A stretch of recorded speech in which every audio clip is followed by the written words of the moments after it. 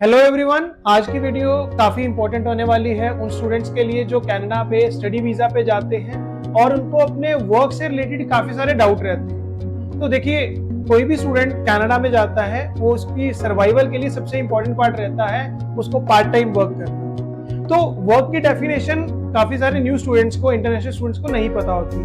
तो इस वीडियो में मैं डिस्कस करूंगा वर्क ऑन कैंपस के बारे में।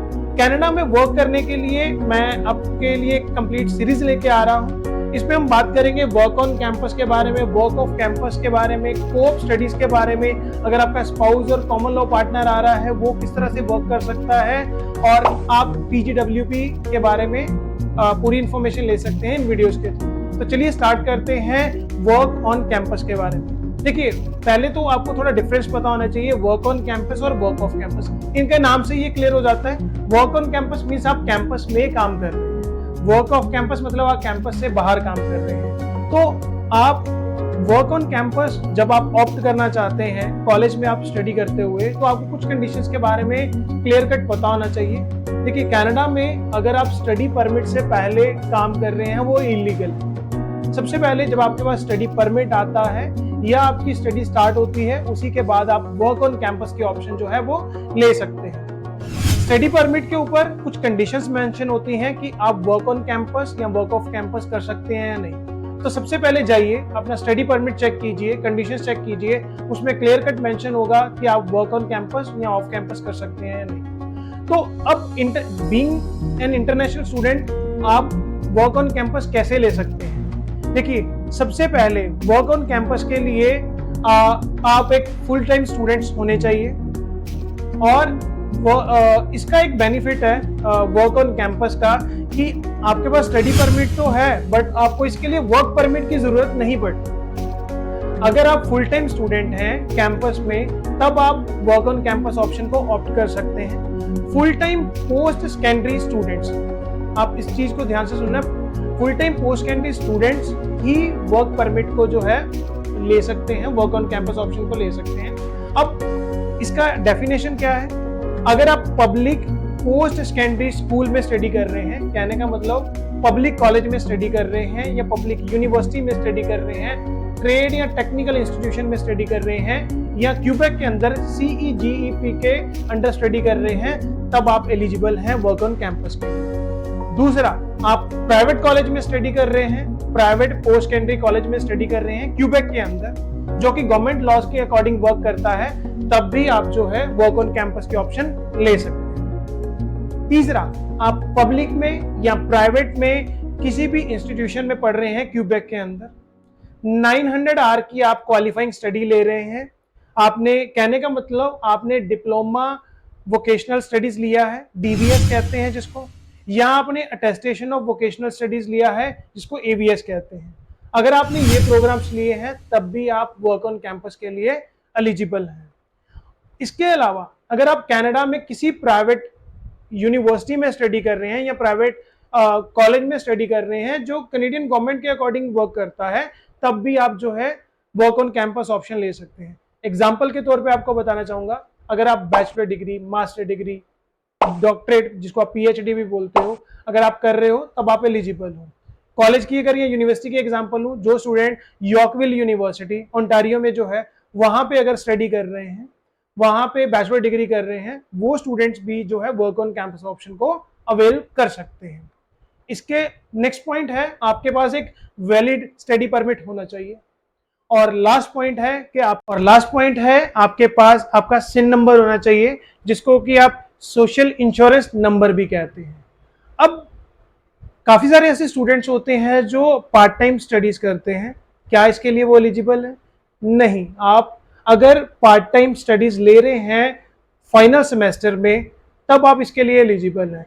एग्जाम्पल के तौर पे बताता हूँ, काफी सारे ऐसे स्टूडेंट्स होते हैं जो अपना रिसर्च वर्क करते हैं या अपना कोर्स वर्क करते हैं at the end of term. उस टाइम के ऊपर आप अनलिमिटेड काम कर सकते हैं वर्क ऑन कैंपस में, अगर आप फाइनल सेमेस्टर में अगर आपने पार्ट टाइम वर्क जो है और पार्ट टाइम अपना सब्जेक्ट जो है वो चूज किया हुआ है। अब कौन कैंपस के अंदर काम नहीं कर सकता, इसके बारे में आपको थोड़ी सी इंफॉर्मेशन प्रोवाइड कर देता हूं।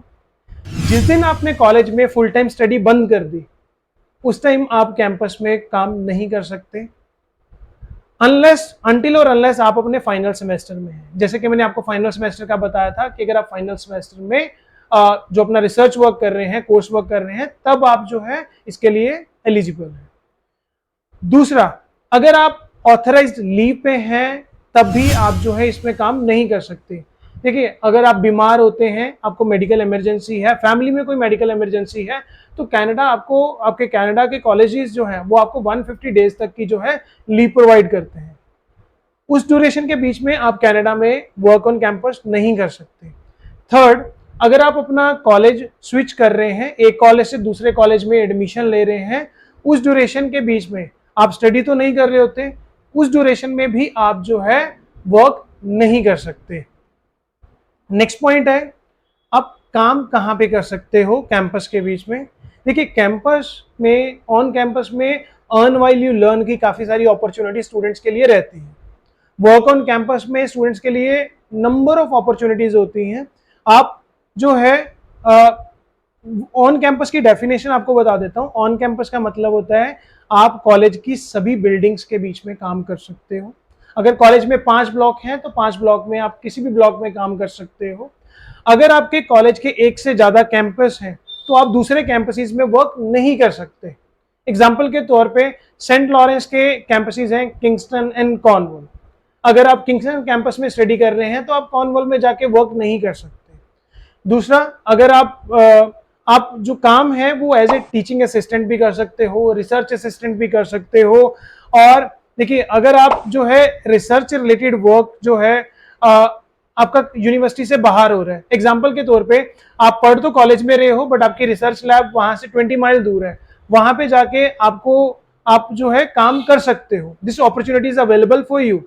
सो इसके अलावा अगर आप कोई भी हेल्थ केयर आपने प्रोग्राम लिया है और आपने work on campus option choose की हुई है, आपको एक मेडिकल टेस्ट जो है वो भी क्लियर करना पड़ेगा। सो ये सिर्फ हेल्थ केयर के लिए, अदरवाइज बाकी प्रोग्राम्स के लिए आपको अपनी बिल्डिंग्स में, कॉलेज की बिल्डिंग्स में ही काम करना है। और अगर आपके कॉलेज की लाइब्रेरी यूनिवर्सिटी से या कॉलेज से बाहर है तब आप वहां पे काम कर सकते हो, अदरवाइज आप किसी दूसरे कैंपस में जाके काम नहीं कर सकते। आप किसके लिए काम कर सकते हो ये भी एक पॉइंट है। आप अपने कॉलेज के लिए तो काम कर ही सकते हो, साथ में आपका कोई फैकल्टी मेंबर है उसके लिए भी आप उसके टीचिंग असिस्टेंट बन के, रिसर्च असिस्टेंट बन के काम कर सकते हो। थर्ड है, अगर आप किसी स्टूडेंट ऑर्गेनाइजेशन के लिए काम कर रहे हो तब भी जो है आप कॉलेज में वर्क ऑन कैंपस ऑप्शन ले सकते हो। फोर्थ, अगर आप कैंपस के बीच में कियोस्क रन कर रहे हो, कॉफी शॉप आपने शुरू की है, तब भी आप वर्क ऑन कैंपस के ऑप्शन ले सकते हो। आप प्राइवेट बिजनेस रन कर रहे हो, प्राइवेट कॉन्ट्रैक्टर का वर्क कर रहे हो, then you are eligible for work on campus. इन सभी के लिए आपको करना क्या पड़ेगा, आपको अपना सोशल इंश्योरेंस नंबर जो है वो एज सुन एज पॉसिबल लेना पड़ेगा। 9 डिजिट का ये नंबर होता है, कनेडियन गवर्नमेंट की तरफ से ही आपको नंबर दिया जाता है।